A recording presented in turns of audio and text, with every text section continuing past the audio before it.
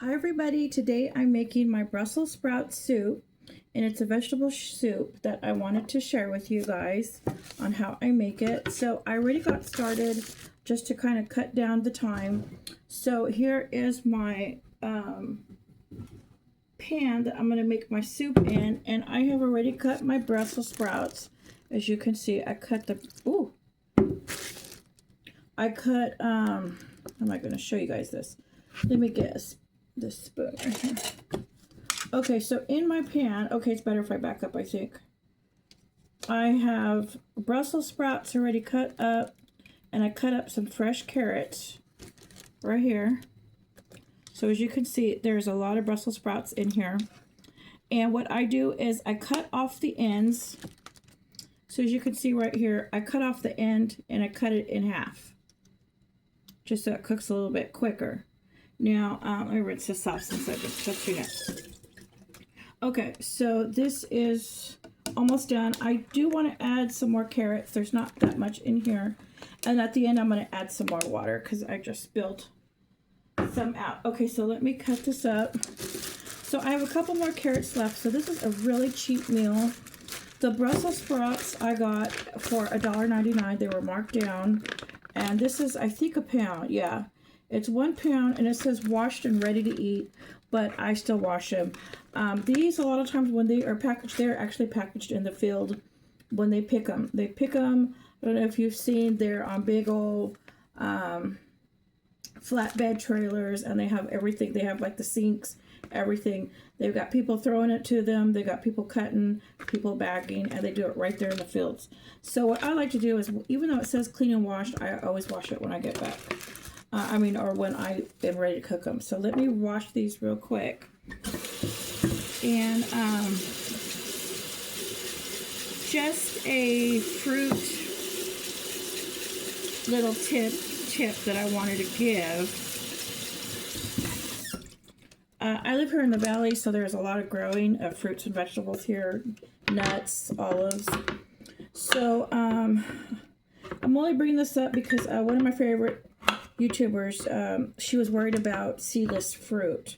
So what I wanted to explain is, I don't know if you've ever driven through areas where there's orchards and you see like a bunch of mandarin trees and they have nets over them.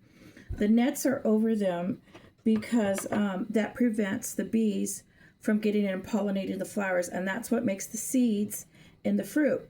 So when you buy seedless fruit, there's nothing wrong with it. There's nothing bad. It just had the nets over it so the bees cannot cross-pollinate it. So what happens is when you have, say you grow lemons at home and you've got the seeds, like here's an example. This is from a lemon tree here at the apartment, and there is some big seeds in here. I'm just going to cut this so you could see. This end right here has gone bad, so I'm just going to chop that off. But as you can see, this is a home-grown tree, and you can see the big seeds in here. And that's because here at the apartment, they don't cover the trees with nets. So if you have trees at home and you cover them with nets, you're going to have the seedless fruit because the bees can't get in. It's just like with any other fruit that you have. So if you buy seeds, fruit in the store, don't panic. If you don't see seeds, there's nothing wrong with it. This is just a little thing for Miss Janita. I love Miss Janita's channel, and I know she's worried about seeing seedless fruit in the store, but don't worry about it. Seedless just means it's been covered with nets, so the bees cannot get to them. So, my ex was in the ag industry for like 35 years, so I learned a lot of tips and things about the chemicals they spray. He was in ag aviation, where they would spray the fields with they used helicopters to spray fields. So I kind of learned a lot about the ag industry through him, and just things like that. They had a big problem of chemical theft. And now I'm also going to add some cabbage, and I'm going to just leave these in big chunks because I like it in big chunks in my soup. I don't want it all soggy. So I'm going to put this on the fire first, and then I add my cabbage last because I don't want my cabbage to get soggy in my soup. Okay, so what I'm going to show you is I'm going to add my spices now. So let me dry my hands. Okay, so first thing I'm going to add is a little bit of butter. I like to add butter to my soups just to kind of give it that fat that it needs to make it tasty. So here's my butter I'm going to put in there just a little bit. Okay, and then I'm going to throw some pepper in here.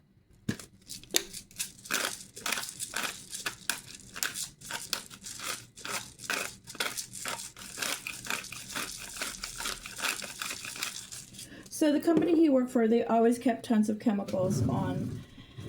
They had different sites and different things, and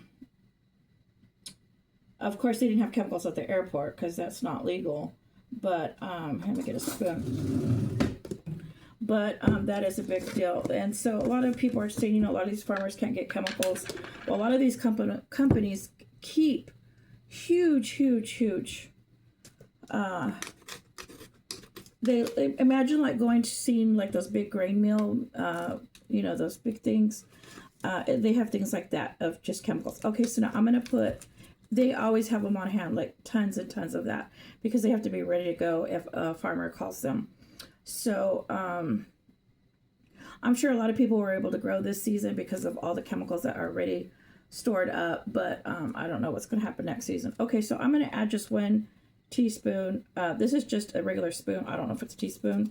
I put that in here of the tomato bouillon, and this is like a stock, so you don't have to spend all that money on stock. I get these for $5.99 when they go on sale, and this is huge. This is 2 pounds.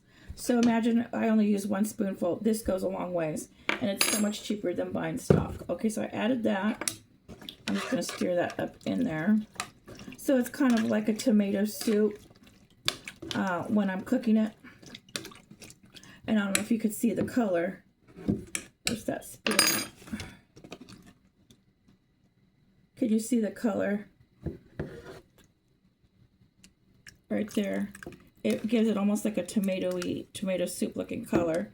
Okay, so I've got my Brussels sprouts, I got the carrots. You could add onions, whatever vegetables you have, add it. Like, you don't need to just follow my recipe. Add whatever you want. And then I have some of this oregano right here. I like to buy it in the Mexican aisle section. I buy all my spices like that. I buy other spices too, but I like to buy this in the Mexican aisle, and then I just repackage it. This was a jar of pepperoncinis that I ate all of them up. And I save all my jars. I save plastic jars, everything. My plastic jars I reuse for spices. So I go buy them in bulk, real cheap, the spice, and then I just package them up in my own jars or plastic jars, glass jars or plastic jars. Okay. So this, when you have them in the glass jars or in your other jars, make sure you pour it in your hand. Like, don't reach your fingers in there and grab it, because if your hands are kind of wet, it's going to ruin all your spice, because I made that mistake one time.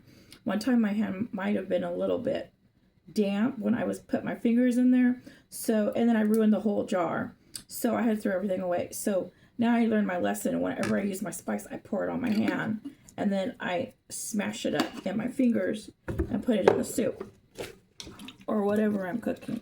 Okay, so this is going to go on my stove. I have some more water. I only use bottled water by the jugs like this, or the I don't use tap water right here. I don't trust this water. And I use the gallon water, or I use the bottled waters, the little bottles. Okay, this is taking me a bit because I've got to open it. It's brand new. I use the other one up.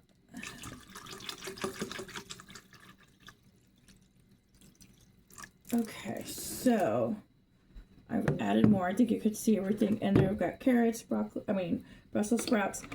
Now, and my spices, I'm going to put this on the stove and start cooking this up. And then the last thing I'm going to add is my, I don't think I washed this. I don't remember, you guys. I'm going to put it in here so I don't forget. So I cut this up, as you could see. in big chunks. And then I'm going to put this in. So what I do is, did I drop it? No. I'm going to cut up some more cabbage because I want more cabbage in my soup. And add that. Let me just cut it right now, so you guys can see how much I put in this.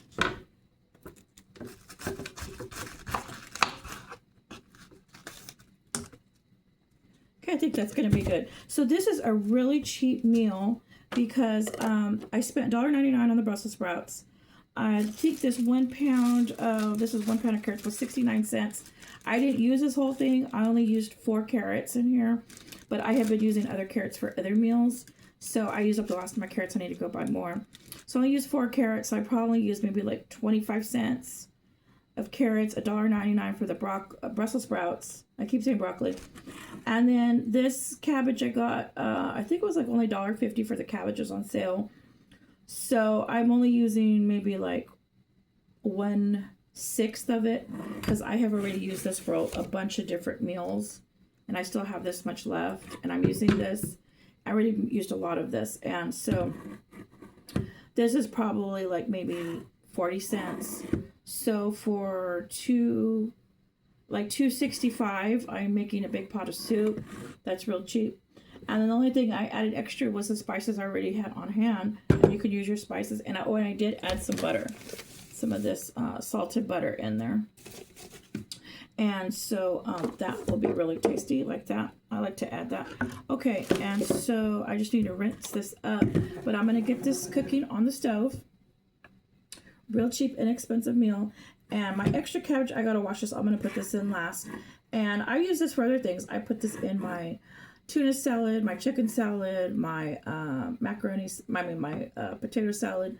I like to use this and even mix this with my regular salad that I eat. So I do eat a lot of veggies. A lot of people think I only eat junk food and soda, but I do eat good fruits, vegetables, and water. So, okay, everybody, this is my recipe, and I will do a short and link the short in it when it's all done so you can see how it turns out. Okay, everybody, thank you for watching, and if you haven't subscribed, please subscribe.